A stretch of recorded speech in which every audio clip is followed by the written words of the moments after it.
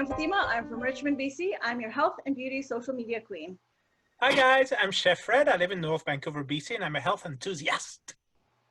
Hi everyone, my name is John and I'm in Vancouver and I'm a work from home dad to 2 great kids and married to a wonderful wife. Hi, my name is Cyrene. I live in Vancouver and my passion is health and beauty. Hey everyone. Thanks for joining us. We are now starting our next series, The Healthy Home. So for those of you who would actually like a copy, well, it's very simple. We do have a draw. So for each of our series that we're doing, if you are commenting on all of our posts, if you like our Facebook page, which is The Healthy Way Vibes, if you tag 3 people in our main post, which is pinned to our Facebook page, as well, if you share this, you will be entered into a draw, and you could be one of 4 winners of this lucky book. It's an amazing, amazing book full of lots of juicy information. So without further ado, we're going to start our conversation on the healthy home. So with the first chapter that we have, which is the bedroom, there's so much there. I'm sure a lot of you guys, as you guys were reading it, were just sort of awestruck. I know I was really awestruck when I found out how flammable my clothes were. Any of you guys had any feelings or reactions in that sense? Yeah. Well, the reaction I had is, first of all, you realize that you need to see this in writing to realize really that you spend most of, like, at a little bit more than a third of your life in your bedroom. Yeah. And the fact that when you think about it, you're using your bedroom, you go to sleep, you're using your bedroom to watch TV. Some people work out in their bedroom. Some people work, mainly now, work from home is happening quite a lot in the bedroom. So we spend a lot of times in the bedroom. And as a lot of people focus on healthy eating, they forget that also our surrounding area have hidden danger. And this is why I love to read that book, because it opened up, knowledge is key. So yeah, and there's definitely a lot of hidden dangers in our bedroom. So like one of them is our clothing, one of them is our personal products that we're using. We will go into each one of them a little bit further. We're just sort of giving you a summary as to what the chapter is about. And then, of course, there is your off-gassing from the mattress and any of the cleaners that you're using. So there's quite a bit of hidden warriors, I should say, in your bedroom. That, with simple little changes, you can actually have a healthier home and a healthier lifestyle. Would you like to find out how to actually change some of those things? Definitely. Yeah. Okay. So let's get into this. Let's dig deep into this. So the first topic is clothing, right? So we all know that, so actually, I don't know if you guys know this, but if you read the book, you'll find out that over the last 1,000 years, the way our clothing has been made, it's changed. It used to be, we used to have a lot of natural fabrics such as cotton, linen, wool, and silks. But then over the time, it has drastically changed. And therefore now bringing in polyester and nylon and spandex and a whole bunch of other things. But did you know that this is all made out of plastic or some sort of retardant, some sort of chemical, which then has off-gassing and other effects? What do you guys think of that? Well, I, for one, is leaning towards more of the natural fibers recently. But, it's hard to get around it because a lot of the clothes that are more the performance clothing, they are, polyester. They are, like they're the high performance fabrics where they keep you cool, but then also keep you warm at the same time. So they have all this technology in it that it's hard to try to find it from natural materials. But I've been trying to switch back to wool, which I know when I was a kid, wool wasn't the in thing to wear because it wasn't it wasn't made in a way where you felt comfortable. It's always itchy. It's always itchy. It's always rough, and so I'd always get like rashes everywhere. But these days, the technology for natural fibers have actually increased as well with these man-made fibers. So they're getting better. But I know it's hard. You know, it's hard when when I go out hiking or I go out cycling. There are clothing that I just wear that are made with those fabrics. And what Fatima is saying, a lot of these clothing is made of plastics, which is derivatives of petroleum byproducts. So that's interesting to know. Like that was like, wow, you don't know about that. And petroleum products are, they have off gassing. They have things that can continue um, to give fumes off, and we may not smell it. That's right. But again, also, we're wearing this on our body for hours on end during the day, and when we sweat or when it's hot out, you don't know what those fabrics are doing. You're basically you're shrink wrapped in these clothing for the whole day. So you never know, but it's getting better. I think people are starting to become aware that the shift back to natural materials is coming, or it is happening. But yeah, it's you kind of have to pick your choices. And Yes. remember, yeah. Sorry, go on.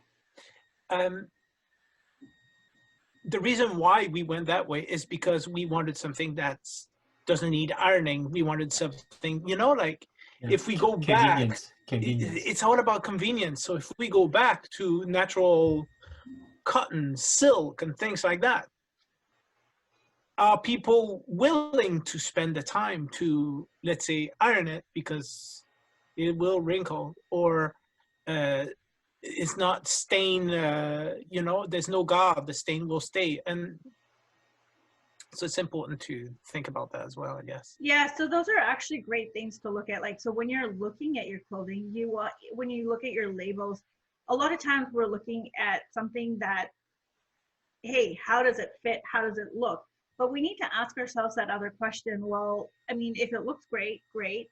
But what are we doing to our bodies? What is it doing to our bodies? What are we ingesting indirectly through our skin? So then that also has an effect on our immune system, which is actually, we don't even know it, but it's a hidden killer. Our clothing has become a hidden killer. And so what I've actually noticed in the time that we've been at home, I've sort of stayed away from like my polyesters and, like whatever. And I've noticed that I'm not as itchy, or I don't feel as claustrophobic. Just because, that the polyester and these other materials, they trap in a lot of our personal heat, which is not a good thing for us as well. So you'll notice, like with this time, people have just sort of been wearing cotton as their t-shirts and whatever, and their health is probably a lot better and they haven't realized it, but there's slight changes. So things that you want to look out for is when you're shopping, look at the label to see if it's like, if there's cotton, if there's wool in it, if it says, stain free, static free. You want to stay away from all of these because that is actually what's causing harm. And it's kind of crazy. When I was reading it, I was just awe shock. I was completely dropped. Any thoughts from you, Cyrene, on this one? Well, you know what? When I was younger, I worked in a retail store. So I was looking for stuff that would make me feel good and fit well. The only time I looked at labels was how to wash it, how to take care of it, whether it was dry cleaning or was it with hand washing. Over the years, I just accumulated. And what happened was my body started changing. I started getting itchy, and it started like I couldn't wear certain fabrics like polyester and wool and certain things. My body just got so reacting to certain fabrics. So I ended up going more towards more natural stuff on a natural, instinctively. I went to silk and cotton and linen and cashmere as opposed to the synthetic fabrics. But I had no idea until I read this book that the fabrics also, like the synthetic stuff, had metal in it.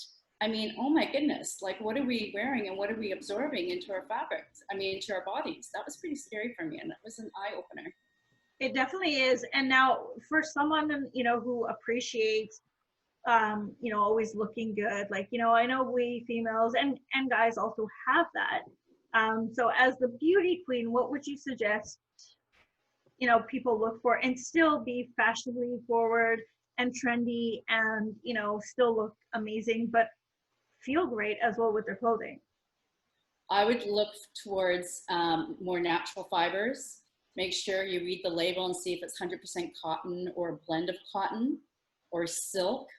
Certain things you can hand wash easier or hang outside to dry.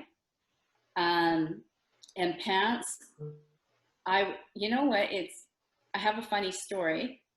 I actually had some faux leather, which was called pleather back then. And so actually this was like 4 or 5 years ago, not too far away. And so I was coming home and it was a cold evening and we had the heated seats on. Well, guess what? My pants caught on fire. I got a little hole in it. I'm like, oh my God, it was so embarrassing. I had no idea. So was that made out of polyester then? Yes, it was So that's basically petroleum. So that makes sense because petroleum. Oil burns. Yeah. Oil burns. Yeah. Oil burns. Oil burns. Exactly. So that makes sense. And that is scary when you think about it. It's really, really scary. So now, you know, we got to also be cautious of, you know, when it says dry clean only. And that's a huge, huge chemical pool. You know, so they say it's actually being cleaned, but really, is it? Like, do you know what the process of dry cleaning is and what is entailed? So go ahead, Well, Fred. I just don't dry clean. I just know it's not dry clean. It's not wet. dry clean. It's wet clean. It's wet clean, exactly. And it's just basically, it'll take out your stink, but it won't do anything else. And now it's putting more retardants and more products on chemicals onto your clothes, which is going to be touching your skin. And so guess what? You're going to be itchy a lot more because now you're going to have some sort of reaction to the chemical that's been added. And for those of you that were watching our episode that we had on Thursday, I was talking about the fact that we had a house fire. Well, they did take everything in for dry cleaning because they had to take all the smoke out of it. By the time I got it back, I had to send half my clothes back because they had put so much product on there that I was so itchy. So they had to put another calming product and just, so there's more product and more product. Yeah. So what's the best thing to do if you do have to dry clean? What's something that you should do? Well, definitely air it out. You know, it's funny that when you do get your clothes back, they put it in the plastic bags, right? They put it in the plastic bags first to not get it dirty again. But a lot of people bring it home and then they stick it in their closet, still wrapped up in that plastic, right? But what you have to understand is the chemicals that you mentioned that they use to clean the clothes, they need to air out. And so what I've been told and what I've been doing is if I do have anything that I dry clean, whether it's suits or, you know, pants or whatnot, I leave it hanging in a well-ventilated room. And if it's outside, then I need to do that. But I let it air out for at least 48 hours, you know, and that usually gets rid of the smell. I don't know if the chemicals are all gone, but at least the smell that kind of makes me nauseous sometimes. You know, it's the same smell as when you dry clean the clothes, you bring it home and you smell in the bag. You know, when you take the bag off, you get that waft of chemical smell. And that's what kind of made me think, like, what are they using? So the last few times I've been taking my clothes to dry clean, I've been choosing cleaners that are using I guess, what do you call it, organic or natural methods of doing things, so that when you get it back, you don't get the smell, first of all, but then also I have I'm assured that, you know, when I do wear the shirts and the suits and all that it's not being absorbed through my skin, right? Which is something people don't understand. Like, they don't feel it, they don't see it, so they don't think it's happening, but it is happening. That's right. Like, a lot of times people just think that it's, you know, like our food or exercise that contribute to our health. but it's actually everything around us, our surroundings, our bedroom, our clothes, and you'll find like the bathroom, everything as we go through the series, you'll find that every area we actually need to be very cognizant of, right? And so now moving from clothing, so the next thing in the bedroom that we have to worry about is this thing. You know, like in over the last few years, we've had more electronic gadgets in our phone, in our rooms. So whether it is our phone, whether it is our lamp, whether it is our radio, our alarm clock, our TV, how many of these things are plugged in or right beside your head? Lots. Yeah, and that is actually causing EMFG. And do you guys know what that is? I know it doesn't sound good. Yeah, no, it isn't. It's electronic magnetic fields, right? And so what all of that's doing, it's keeping your brain, like, it's just hitting your brain and it's just keeping it active, very active. So imagine you have like a fuse box or something that's like right beside your head. You're not going to get the best sleep. If you're supposed to be there 1/3 of your time, how are you going to get there? So do you guys have any simple tips as to what you can do and what you should leave outside of the bedroom? Well, what we did was we have one clock and that's it in our bedroom. We don't have our phones there anymore. We don't have radios. We don't have anything that stimulates us. We actually make sure that our drapes are dark to have good night's sleep. But the only thing that I can't get rid of is the fuse box. I had no idea we have a fuse box in our bedroom. So help. Well, with the fuse box, you want to try covering it. Like, I mean, it's not going to be like the best fix, but you want to try covering it with, you know, whether it be like wood or something. So at least it's taking a little bit longer for the MF, like the electronic magnetic fields to come EMF, through, yeah. right? You know, for me, when I was reading the book, I was like, oh, simple fix is unplug what I'm not using. So I've got, I don't have like a ceiling light, but I've got a few light fixtures in my lamps, I should say, in my bedroom. So I've got one that's like right beside my nightstand, and that is actually a blue light. So that one I can't even unplug, even if I wanted to, because that also acts as my alarm clock. But I have one that's like on the other side, which I don't use on a regular basis. So I unplug that.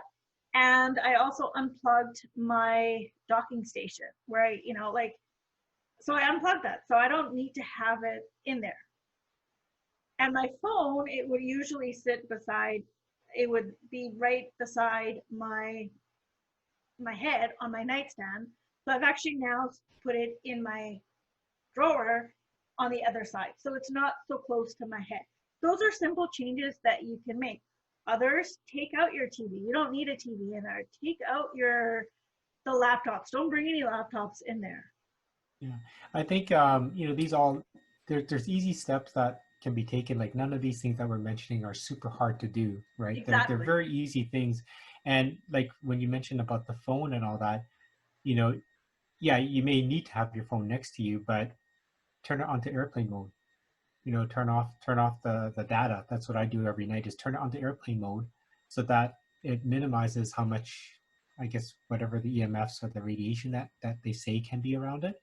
So do that, or just move it to a different room. Like just when you're done and you're gonna go to bed, put the phone maybe outside into a different room, or just turn it off completely, right? Because you do want that sound sleep, because you don't want to hear it vibrating all night, or you don't want to hear the notifications kind of pinging, and that keeps you awake. So, you know, when you mentioned about 30% of our life is sleeping, or at least in our bedroom, and a lot of that is sleeping, you know, we want to have that sound quality of sleep to make sure that we have that, you know, our health is maintained, because we need sleep.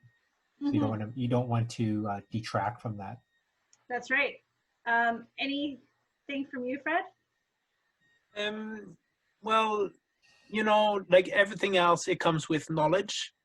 And when the first iPhone came out and things like that, we would charge it by our bedside table, like everything else, you know, even laptop would be charged there. And then you learn about the EMF, and you learn about all these interactions with our own bodies, electromagnetic field. Then even though you don't feel it overnight, everything comes with overtime. And everything that I was doing was convenient, yet to the detriment of my health. So I still have the possibility to charge my phone by my bedside table. However, most of the time we leave our phone in the kitchen, and because our phone goes automatically to night mode around 11 o'clock and until 7 in the morning. So even though it stays by my bedside table, like I don't hear it if somebody calls, or so it won't ring or vibrates. But we try to as good as we can to keep it out the bedroom, charge it overnight in the You said kitchen. something interesting. We do things out of convenience a lot of times for ourselves and not what is actually good for our health. So now maybe if we take that step to say, hey, what are we doing that's good for our health? It may not be the most convenient, but in the long run, it's better for our overall health. That's a simple mind shift that, all of us can take.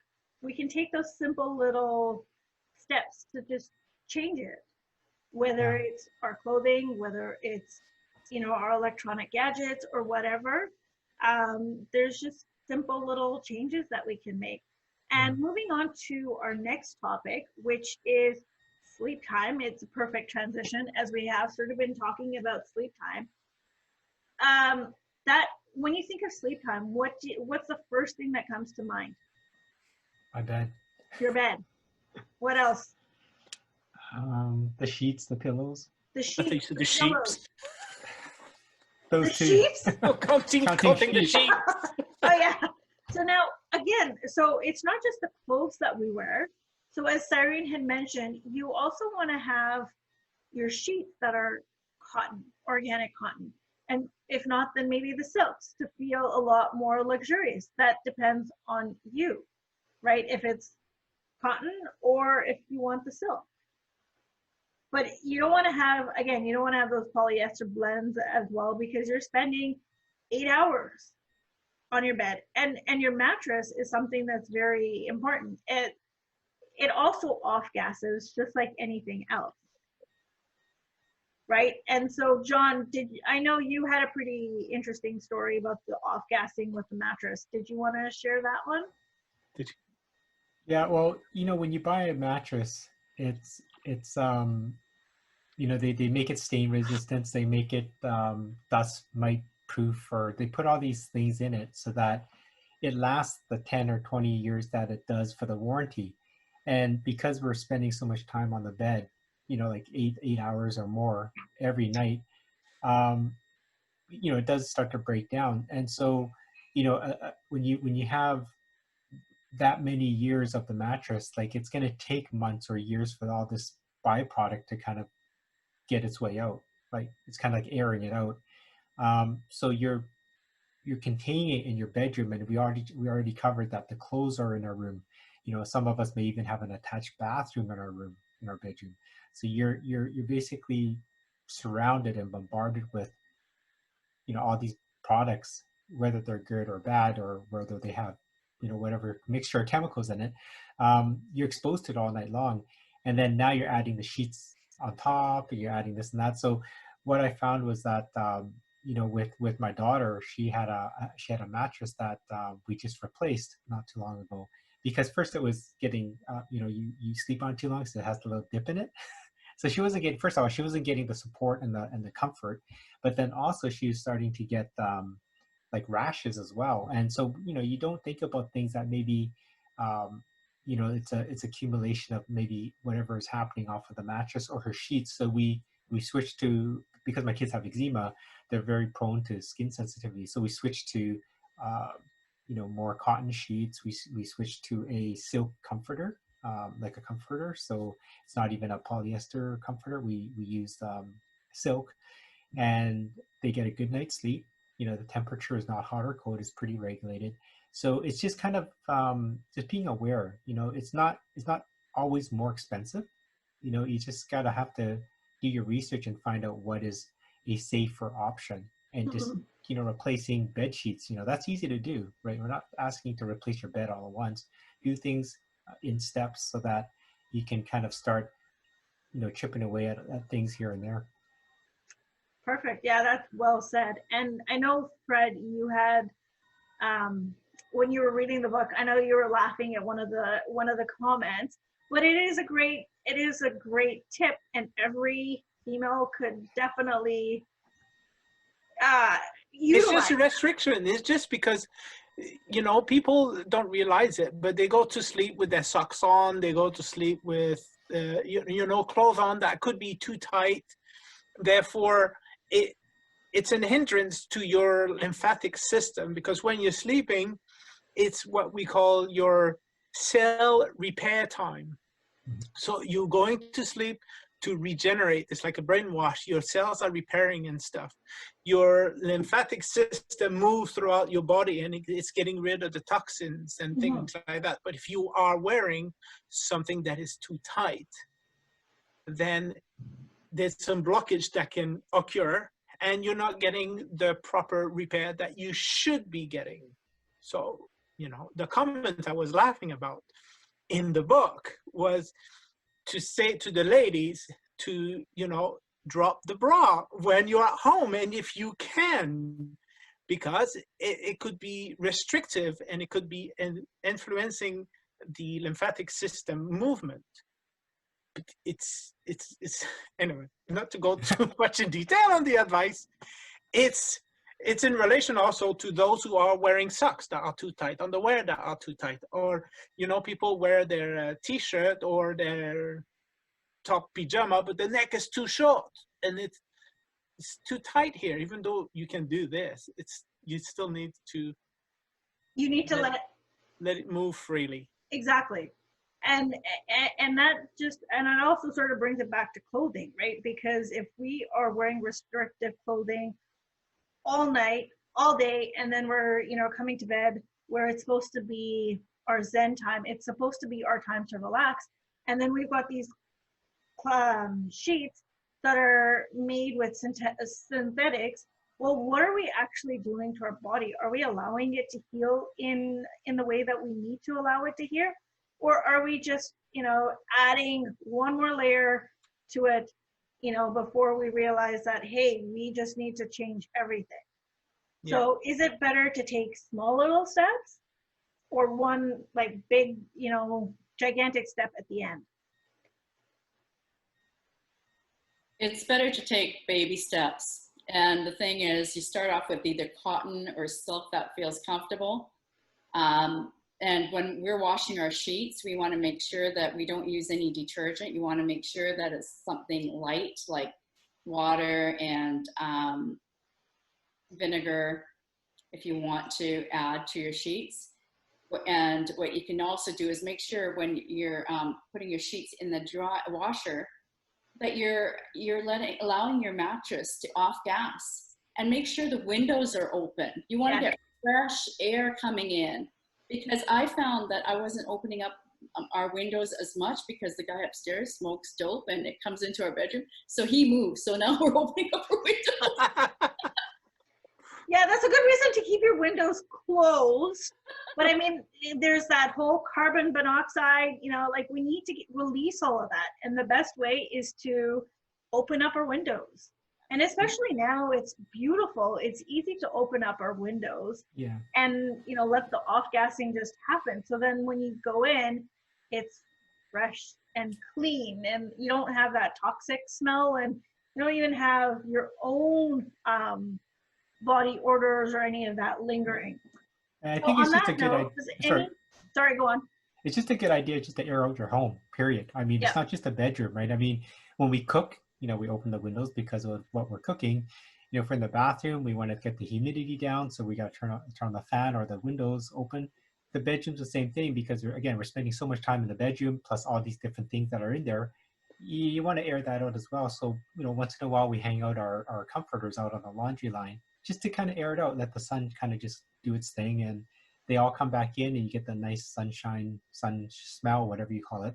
And it's nice, and this is without sending it to the dry cleaners. That's right. So on that note, well, these were excellent tips, and we look forward to seeing you again. So again, remember, follow us on the Healthy Way Vibes on Facebook. Enter to win, and there's one of 4 of these books. By the way, this is actually a bestseller. You cannot get it on Amazon anymore, so you'd be very lucky to win one of these books. So if you want to win one of these, comment below, let us know what you thought of this, and also put your questions in, and we will see you for the next episode. Thank you very much, and have a wonderful day. Bye for now.